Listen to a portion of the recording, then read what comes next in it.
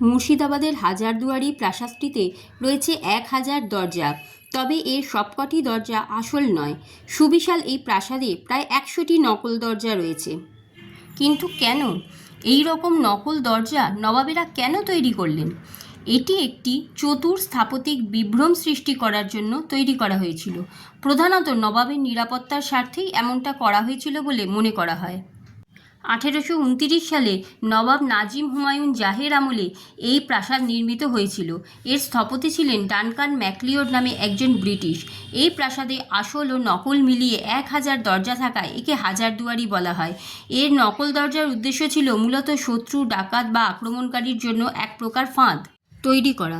দরজার গোলকধাঁধায় সেই শত্রু বা আক্রমণকারী বিভ্রান্ত হয়ে পড়লে তাকে ধরে ফেলার সময় পাওয়া যেত ও সহজ হতো।